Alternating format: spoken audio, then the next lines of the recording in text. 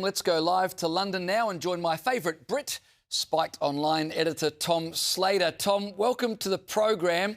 3 million documents from the Epstein files have been released over the weekend, and they've done more damage, if that were possible, to Andrew Mountbatten-Windsor, not least of which some pretty damning photos picturing the former prince over an unidentified woman. It's not a good look. And Prime Minister Keir Starmer has told reporters Andrew should now certainly go to the United States and give evidence to the US Congress. It's pretty bad for the former prince. Oh, absolutely, James. I mean, Andrew famously said in that Newsnight interview that he didn't sweat. I dare say that he'll be sweating now. There's the imagery here. There's that image that has now gone across the world of him appearing to crouch over a young woman. There's also more kind of seedy, embarrassing details within the emails of Epstein lining up a quite clever, beautiful and trustworthy Russian woman of the age of 26 for Andrew to meet, who he enthusiastically agreed to that meeting. But there's also much more damning details, I think, about just how close the relationship between the former prince and the disgraced paedophile financier were, even after he claimed to have broken up the relationship, or the relationship had supposedly soured. In 2010, 2 years after Epstein was originally convicted of soliciting girls as young as 14 for sex, Andrew was inviting Epstein to Buckingham Palace. The fact that they were continuing to kind of trade chummy emails, even after that original conviction, Andrew even kind of joking with Epstein about whether or not it was good to be free after his original charges had run their course, I think has completely driven a coach and horses through his original denials. Of course, we should make absolutely clear that Andrew has never been convicted of a crime. There was that £12 million settlement to the late Virginia Giuffre in America, but that was on the condition that he didn't accept any criminal liability. But I think that the very least that we could say about this is that it's deeply seedy at one end, and also basically explodes any claims that Andrew might have had to being clear and honest with the British public when he made all those denials a number of years ago.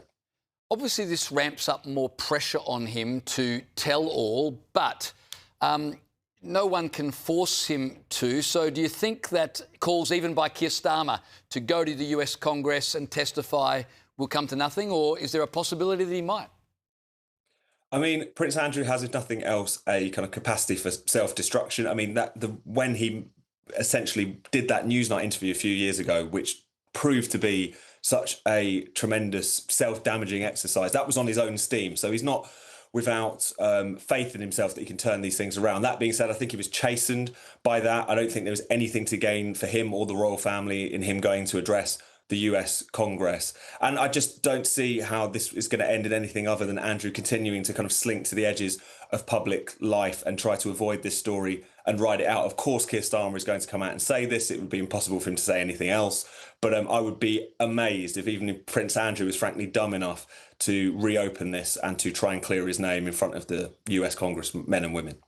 Keir Starmer says the first priority is the victims, not looking after the former prince. I have to ask, though, and forgive my cynicism, but how convenient is this for Keir Starmer? Because he's under all sorts of pressure right now. It must be pretty nice for him, seedy as it is, to be able to say, look over there, and talk about Andrew. No, absolutely. I mean, I haven't checked the opinion polls recently, but I would imagine Prince Andrew is just about more unpopular than Keir Starmer. At the moment, it's probably neck and neck. So having a even more discredited person to gesture against and posture against, I suppose, is useful for him. I suppose the one thing that we should say about Prince Andrew, though, because whilst a lot of these images are damning and whilst a lot of the claims which have come out and the emails which have come out of these latest tranche of Epstein files cast him in a terrible light, I think we should also avoid a kind of guilt by association. He does deny all of these claims specifically, and we can certainly damn him on what we do know, whilst not allowing for that kind of essentially complete suspension of due process about the things that we don't know, which even Prince Andrew, as horrendous a figure as he is in many ways, is entitled to. Yep, very good call. Tom Slater, always a delight to speak with you. Thanks so much for joining me.